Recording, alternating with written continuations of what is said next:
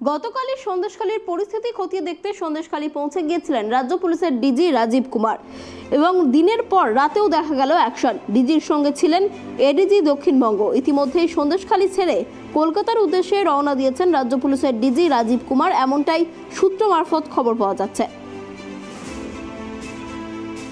এ বিষয়ে আরো বিস্তারিত কথা বলবো। আমাদের সঙ্গে রয়েছে সন্দেশখালী থেকে আমাদের প্রতিনিধি সিরাজুল।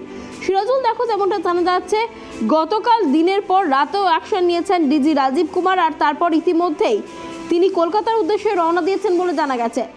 বিস্তারিত কি জানা যাচ্ছে? দেখো, যেটা কালকে কিন্তু বেলা 3টে নাগাদ কিন্তু রাজ্য পুলিশের ডিজি রাজীব কুমার তিনি কিন্তু সন্দেশখালীতে পৌঁছায়। সেখানে পৌঁছে কিন্তু একাধিক আইপিএস এর সঙ্গে আইপিএস অফিসারদের সঙ্গে তাদের সঙ্গে নিয়ে কিন্তু সন্দেশখালী থানাতে বৈঠক করেন। তারপরে দেখা যায় যে কিছুক্ষণ বাদে ঘন্টা 2 বাদে কিন্তু তারপরে গেস্ট হাউসে চলে যান। সন্দেশখালী গেস্ট হাউসে গিয়ে সেখানে আবার সিভিক ভলেন্টিয়ার যারা আছে তাদেরকে সব একাট্টা করেন এবং এক জায়গায় করে তাদের সঙ্গে বৈঠক করেন। বৈঠকের পরে কিন্তু তারপরে কিছুক্ষণ রেস্টের পরে সন্ধ্যের পরে তিনি কিন্তু নদীপথ বের করেন, অর্থাৎ নদীপথ করে কিন্তু খুলনা গ্রাম পঞ্চায়েত যেটা আছে খুলনার দিকে রওনা দেন। সেখানে কিন্তু কিছুক্ষণ থাকার পরে ফের আবার নদীপথে ফিরে আসেন সন্দেশখালীতে। তারপর রাত্রি যেমন সন্দেশখালীর একাধিক বৈঠক হয়েছে সন্দেশখালীতে এবং পাশাপাশি আজ সকালবেলা তিনি কিন্তু সন্দেশখালী ঘাট ফিরিয়ে ধামাখালী হয়ে কিন্তু তারপরে কিন্তু তিনি কলকাতার উদ্দেশ্যে রওনা দিয়েছেন। ইতিমধ্যে পাশাপাশি সূত্রভাবে যে খবর হয়ে যাচ্ছে, পাশাপাশি যারা অন্যায়ের সঙ্গে যারা জড়িত বা যারা দোষী আছে তাদেরকে প্রত্যেককে ছাড় পাবে না, সবাইকে কিন্তু ধরা হবে, সবার প্রতি অ্যাকশন নেওয়া হবে। তিনি এমনটা জানিয়েছেন।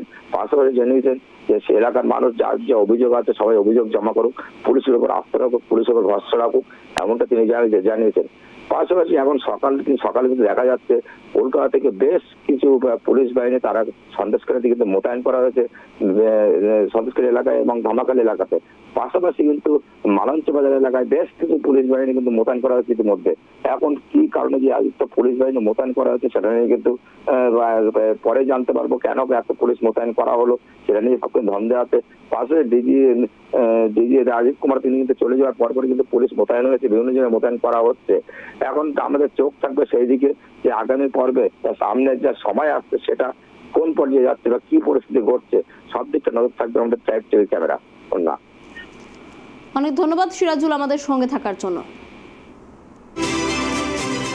গতকালই সন্দেশখালীর পরিস্থিতি খতিয়ে দেখতে সন্দেশখালী পৌঁছেছিলেন রাজ্য পুলিশের ডিজি রাজীব কুমার এবং দেখা যায় তিনি এলাকায় বিভিন্ন জায়গায় ঘুরে সাধারণ মানুষের সঙ্গে কথা বলেন এবং বিভিন্ন আইপিএসদের সঙ্গেও কথা বলেন, এমনটাই দেখা যায়। পাশাপাশি দিনের পর রাতেও অ্যাকশন নিয়েছেন ডিজি, এমনটাই সূত্রের খবর।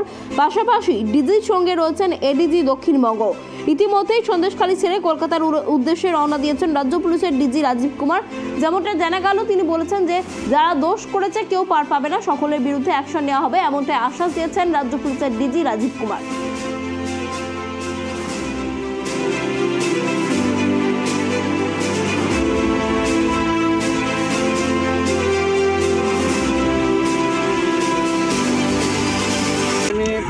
এখানে এসেছিলাম আমাদের ফোর্সের সঙ্গে কথা বলতে। ওরা আমরা যে আমাদের দিক থেকে যে করণীয় আছে সেটা ডেফিনেটলি করবো। যদি যে সমস্যাগুলো আছে ওটা আমরা শোনার চেষ্টা করছি আর ওটা সলভ করার চেষ্টা করব। আমি সকলের কাছে এটাই অনুরোধ থাকবে আমাদের সঙ্গে যেন সহযোগ থাকে। যদি আমাদের মধ্যে নিজের হাতে আইন কেউ নেই না নেই, আমাদের সঙ্গে যদি কারো কিছু বলার থাকে, সমস্যা থাকে, আমরা সবসময় প্রস্তুত আছি, সবসময় ওটা ভালো।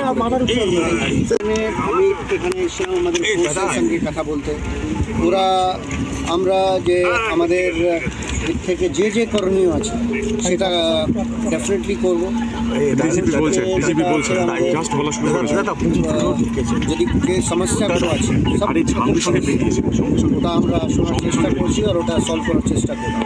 আমি সকলের কাছে এটাই অনুরোধ থাকবে আমাদের সঙ্গে যেন সহযোগ থাকে।